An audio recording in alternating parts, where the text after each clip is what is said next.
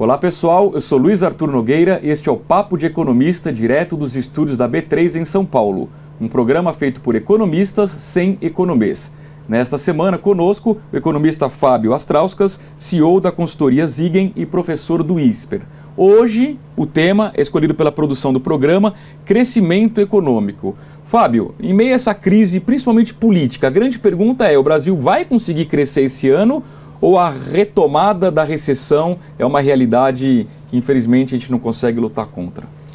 A recessão, enfim, ela acabou, mas o crescimento está longe de permanecer ou de ser sustentável ao longo do tempo. Se as reformas não forem obtidas, não forem aprovadas, nós vamos ter possivelmente um país crescendo a taxas muito pequenas, provavelmente inferior ao crescimento per capita. Nós vamos ter um crescimento de PIB em torno de 1,5%, mas inferior, inclusive, ao crescimento populacional. É o famoso PIBinho, né? É o PIBinho, né? Exatamente. Esse PIBinho vai perdurar enquanto não houver uma segurança por parte não só dos investidores externos, como também do próprio mercado interno, com relação às reformas e ao ambiente político, né? A quem permanecerá, né, à frente do governo. Sem dúvida. No primeiro trimestre, o IBGE divulgou um crescimento de 1%, só que na última sexta-feira, o Banco Central já divulgou aquele PIB mensal dele, o IBC-BR, em abril, já havia um ritmo mais baixo de 0,4%. E muitos até acreditam que no mês de maio a gente já possa ter tido uma contração. Você acha que o segundo trimestre pode vir negativo, contaminado pelo estouro da crise, principalmente as gravações da JBS?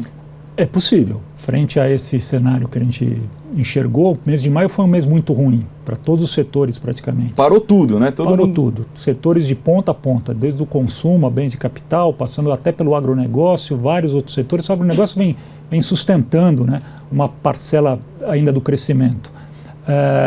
Porém, dificilmente a gente vai ter, nesse segundo trimestre, um PIB positivo. Ele poderá ser até levemente negativo.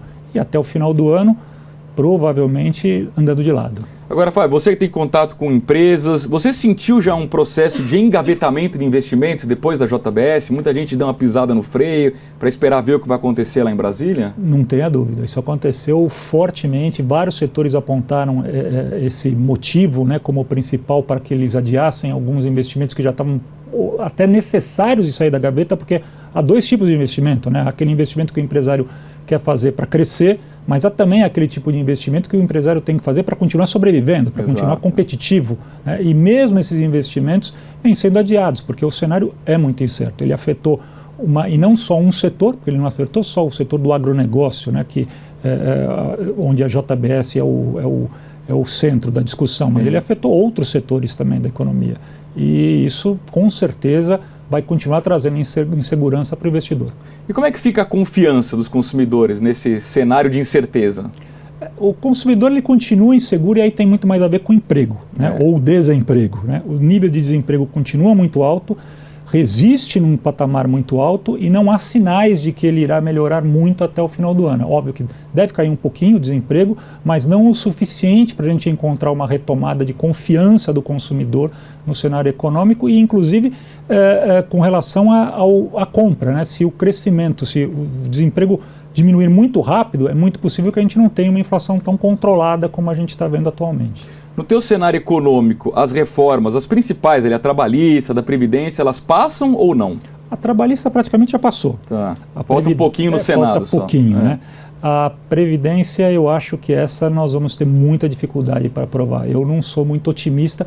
E o que for aprovado vai ficar muito aquém do que é necessário. Quer dizer, a negociação e a cessão ainda de espaço para poder aprovar essa reforma ainda não chegou ao final e ela vai descaracterizar totalmente o projeto inicial.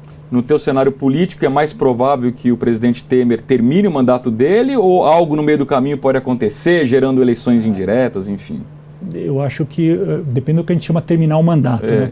Eu acho que o mandato dele acabou. Né? Mas chegar assim, formalmente até o fim de 2018? Depende de um jogo político. É difícil, né? Do ponto de vista econômico, eu diria que o melhor seria que houvesse uma transição imediata. Entendi. Muito bem. Fábio Astrauskas, economista, professor do INSPER, CEO da consultoria Zigen, conosco nesta semana do Papo de Economista. Amanhã ele participa do terceiro bloco, o cara ou coroa. Eu costumo dizer aqui, a moeda não cai de pé, o Fábio vai ter que se posicionar sobre diversos assuntos. Um grande abraço e até lá!